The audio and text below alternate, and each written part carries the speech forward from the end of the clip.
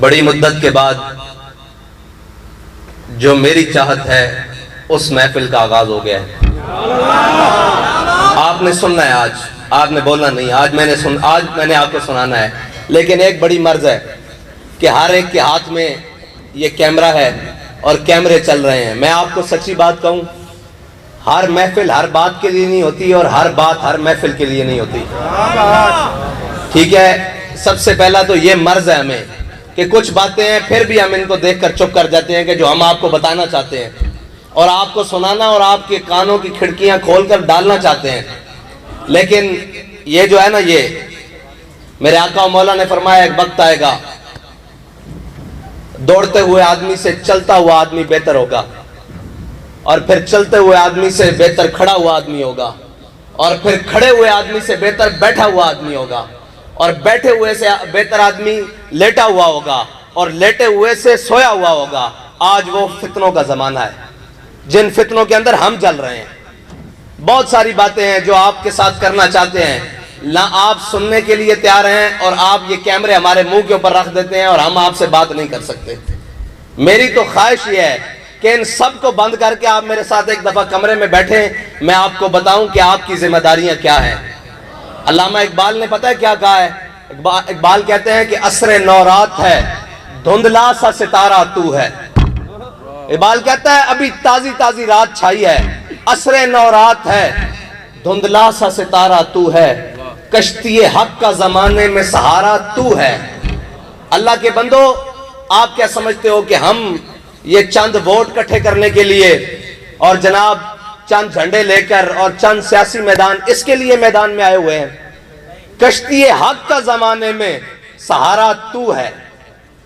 اور یاد رکھنا، اسلام معزز بناتا ہے، اور جو خود اعزاز کی طلب کرتا ہے اسلام اس کو ذلیل کر دیتا ہے۔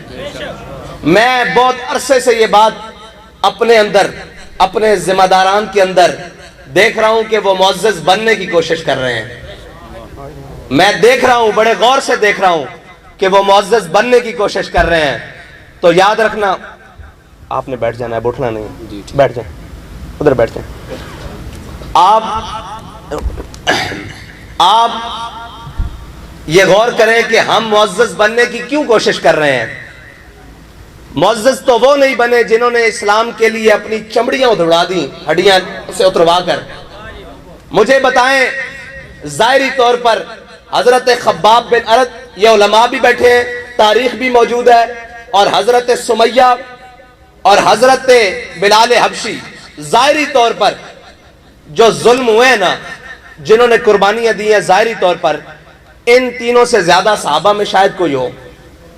حضرت سمیہ کے ٹکڑے ہوئے، حضرت خباب بن ارد کے جسم میں اتنے سوراخ ہوئے کہ آپ کا وہ جو مالک تھا اور چچا بھی لگتا تھا، وہ آپ کو قالین میں لپیٹ کر، کسی چیز میں، چٹائی میں لپیٹ کر اور انگاروں کے اوپر رکھ دیتا تھا۔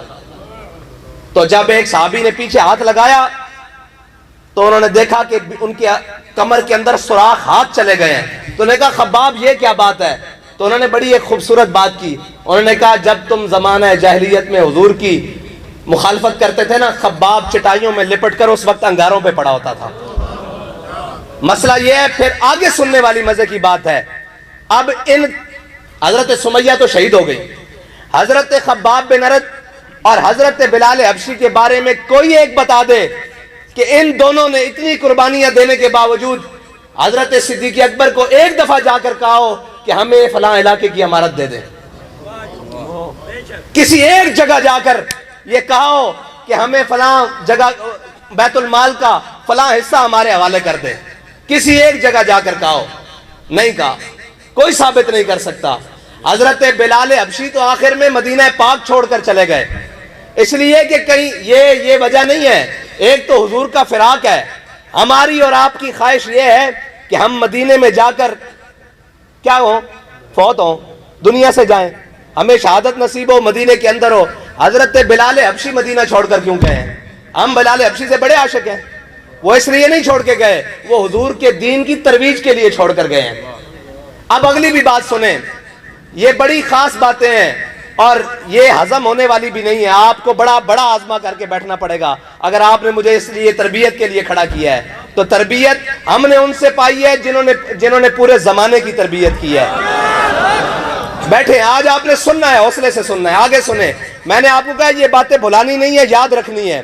اور دوسری بات، حضرت بلال حبشی، حضرت ابو ایوب انصاری، میرے آقا و مولا صلی اللہ علیہ وسلم کو سب سے پہلے مدینہ پاک میں ٹھہرانے والے میزبان رسول ہیں۔ سب سے پہلے مدینہ پاک میں جن کے گھر حضور ٹھہرے وہ حضرت ابو ایوب انصاری ہیں۔ جو آپ نے اور میں نے دین کا کنسپٹ بنایا ہوا ہے نا، اور جو آپ اور میں جس طرف جا رہے ہیں، دین تخت پر نہیں آئے گا، یہ میں آپ کو پکی بات کر رہا ہوں۔ ہاں، ہماری ذات پنپے گی، یہ میں نے پہنا ہوا ہے، اس سے اچھا مہنگا پہن لوں گا، مہنگا تیار ہو کر اور جناب مہنگی گاڑی پر آؤں گا، لیکن دین اس طرح تخت پر نہیں آئے گا۔ جب دین تخت پر آئے گا، دین پھر آپ کو معزز بنائے گا، لیکن اگر آج عزت کی تلاش کرو گے تو دین تمہیں ذلیل کر کے رکھ دے گا۔ اسی دین نے ابو بکر، عمر، عثمان و علی کو عزتیں دی ہیں، اور اسی دین نے ابو لہب اور ابو جہل کو اسی مکے کی گلیوں میں ذلیل کیا ہے۔ ہاں، یہ یاد رکھنا، جن کا ہم نام لے ہے نا، وہاں ایک رتی برابر ایک پلک جھپکنے کی دیر بھی غداری اور جناب دو نمبری قبول نہیں ہے، یہ بات پکی ہے۔ حضرت بلال حبشی اور حضرت ابو ایوب انصاری یہ میزبان رسول ہیں، اور انہوں نے حضور سید عالم صلی اللہ علیہ وسلم کو سب سے پہلے اپنے گھر میں ٹھہرایا ہے، لیکن کوئی ثابت نہیں کر سکتا کہ حضور کے دنیا سے تشریف لے جانے کے بعد انہوں نے اپنا بالا خانہ، کیونکہ حضور دوسری منزل پر ٹھہرے ہیں نا، حضرت ابو ایوب انصاری، حدیث کی روایات میں بھی یہ موجود ہے، تو انہوں نے یہ نہیں کہا کہ آؤ میرے گھر میں زیارت کرو۔ اگر بیٹھ جاتے مدینہ میں کھول کے کہ آؤ میرے گھر میں زیارت کرو، حضور تشریف لائے تھے، آؤ بیٹھ جاؤ، سب کو کہتے، اس وقت تو اسلام بڑا پھیل چکا تھا، کیسر و کسرا کی سرحد کراس کر چکا تھا، لیکن حضرت ابو ایوب انصاری اسلام کی ترویج کے لیے بوڑھی ہڈیوں کے ساتھ اور بوڑھی عمر کے ساتھ اونٹ پر سواری کرتے ہوئے قسطنطنیہ پہنچے ہیں۔ آج بھی آپ کا مزار استنبول کے دروازے پر یہ سوال کر رہا ہے پوری امت مسلمہ سے کہ بھائی، ہم نے حضور کا ساتھ دیا، میزبانی سے لے کر بدر، احد، خندق، کہیں پیچھے نہیں رہے، لیکن آخر دم تک بھی یہ نہیں کہا کہ ہم معزز ہو گئے ہیں، اب ہمارا خون بڑا معزز ہے، اب ہمارا وقت بڑا معزز ہے، اب ہماری جان بڑی معزز ہے، اور ہم بڑے معزز ہو گئے ہیں۔ آخری وقت میں بھی سفر کر کے قسطنطنیہ آ کر اپنی شہادت دی، اور شہادت دے کر بتایا اسلام اگر آگے بڑھے گا اور اسلام کے اگر طریقے پر کوئی چلنا چاہے گا تو وہ ہمارے بتائے ہوئے اور چلے ہوئے طریقے پر چلے گا۔ یہ ہے معزز بننے کا طریقہ، اور اگر اعزاز حاصل کرنے ہو تو کوئی مسئلہ نہیں، بیٹھ جاؤ کہیں بھی دین کا ڈھونگ رچا کر، اور پھر کوئی کہے میں جناب تحریک لبیک کا امیر ہوں، بھائی تحریک لبیک کا امیر نہیں، تو دولت اسلامیہ کا بھی امیر ہو، اگر تیری خاک میں ہے نہیں شرر، وہ شرر جو حضرت حیدر کرار کو عطا ہوا ہے، اگر تیرے دل میں وہ خیال نہیں ہے، اگر خیال یہ ہے کہ میں بڑا بن جاؤں، لوگ مجھے اس بات سے جناب پوچھیں کہ جناب یہ فلاں امیر صاحب آ رہے ہیں، یا میں اپنے بارے میں خیال کروں کہ یہ دیکھو لوگوں کی طرف کہ یہ میری طرف دیکھ رہے ہیں، جی میں امیر آ رہا ہوں، اس طرح نہیں بات بنے گی بھائی۔ عمارتیں قرون اولیٰ سے لے کر آج تک عمارتیں تبدیل بھی ہوتی رہیں، کارکن بھی رہے، قربانیاں بھی دیتے رہے، سارا کچھ دیتے رہے، لیکن اپنے مشن سے پیچھے نہیں ہٹے۔